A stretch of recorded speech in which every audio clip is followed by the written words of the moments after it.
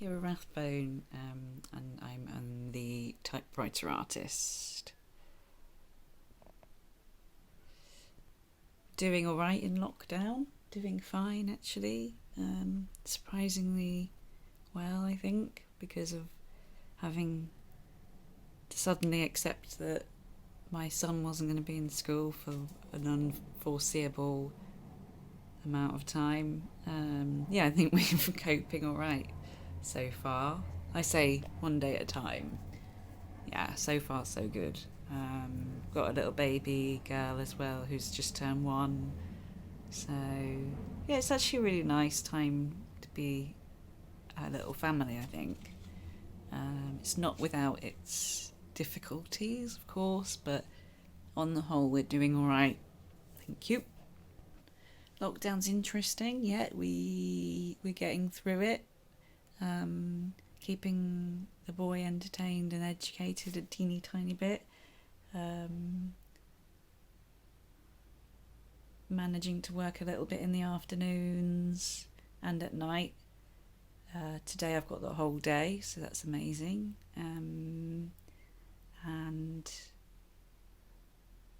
But yeah, it's interesting. I've got my mother-in-law, unofficial mother-in-law, who we get her shopping for, so I feel like I'm helping somebody a little tiny bit. But yeah, it's a kind of like number one priority is to keep your family safe, I guess. But I am thinking how could I help other people a bit more. I mean, we're really, really lucky where we are. We've got, even though we haven't got much, we're renting where we are, but we've got a little garden. My studio is right next door. Sometimes I feel like it's a little bit too close because people can just come in and get water or whatever if they need to. Uninvited guests, which is fine. Projects I'm working on, aside from Vitamin C project, which I've really loved actually, really interesting. I typed this picture of Captain Tom, wonderful Captain Tom. Can you see him alright? On his 100th birthday. Just because I wanted to mark the occasion, but subsequently I've thought I would really like to offer the print as a limited edition print. So that's what I've been doing since last week. They've been available on my website, and I'm donating half of the proceeds to the NHS, inspired by Captain Colonel Tom, of course. So if anyone wants to do that, it's on my website, KeiraRathbone.com. The other projects are I've been doing the 30 Works 30 Days in the whole of April, so it's led me to doing a lot of sketchbook work, pencil drawings and sketches, and using a bit of colour again. That's my late grandmother's water-soluble pencils, which I love to use because they're really quick. Sorry, I'm not looking. The 30 Works 30 Days project actually made me think about different directions that I could go in, which is kind of what I was hoping it would do. It made me think about ideas that have been in the background and just trying things a bit more, other mediums. One of them was to teach yourself something using WikiHow, and I went for the thaumatrope, which is it's this thing here, which you spin. So you get a piece of card and you stick one image to one side and another one to the other.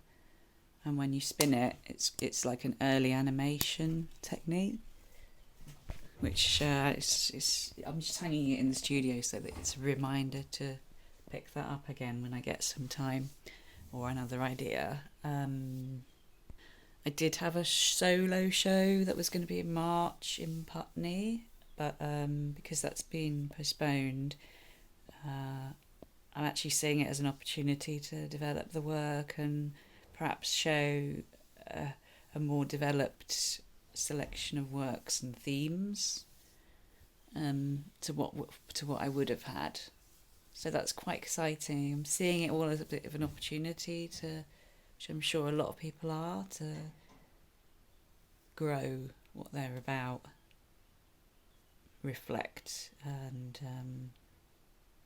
think about what it is you're trying to do or say.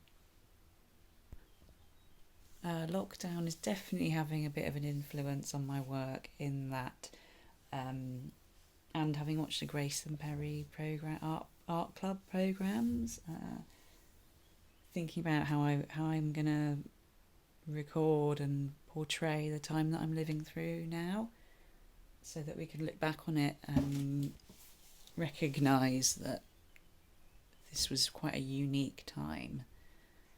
So yeah, in my sketchbooks again, I've been recording things like the taped up playgrounds, and this was like view from the room, view from the home, and this was like an NHS Thursday night. I could see my neighbours in the distance, pots and pans and clapping, and empty school that we live next door, my son goes to. View from the room again.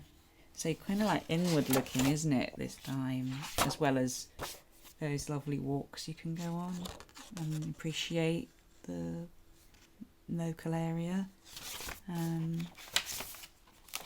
But also things like these cordoned off park benches.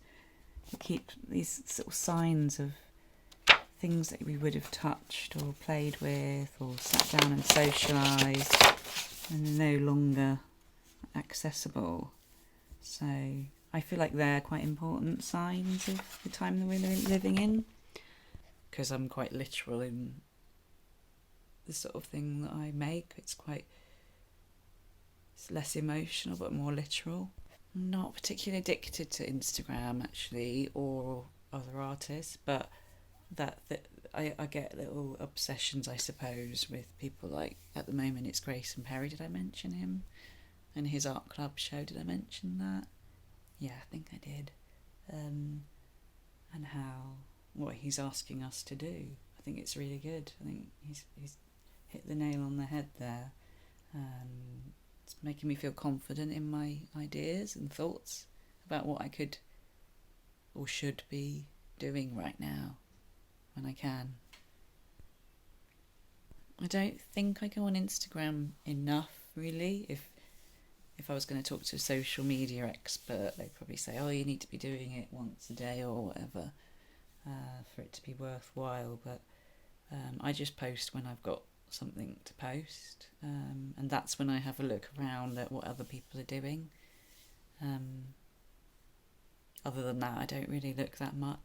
But actually, having done the 30 Works 30 Days thing and the artist support pledge that's going on at the moment, and Vitamin C, I'm looking at all the little individual artists, but no one in particular, just kind of broadening my horizon, I think, in terms of the artists that I'm looking at. Definitely, I'm going to sort of keep exploring. I think that's the chance that this has all given us, is a bit more time to find out who's out there. I'm listening to Radio 6 a lot in the studio, Gideon Coe in the night, Caris on a Sunday, because I love her Sunday show, and a bit in the afternoons, because that's when I'm mostly in the studio, afternoons in the night. And then upstairs when we're at home, it's mostly records, because we've got a nice little healthy few shelves of vinyl. And my little girl, she's just turned 1, and she's sort of pointing. We realise she wants a record on. She like sort of goes, and then you're like, oh, you want a record? Okay, let's put a record on then. So it's really nice, healthy, I think. I'm reading, based on a recommendation I heard from Nadine Shah, Brick Smith Start's autobiography, The Rise, the Fall and the Rise, which already I've only read about 20 pages, but it's already really interesting. I knew it would be interesting. I like reading about people's lives when they've had an interesting, colourful life. Yeah, I just wanted to say thank you to Pam and Emily for including me in Vitamin C again. And it was really interesting and fun to come up with ideas for decorating a beach hut. And I can't wait to see everybody else's. It's going to be great. I just wish we could have seen them in real life. See you after the virus, guys.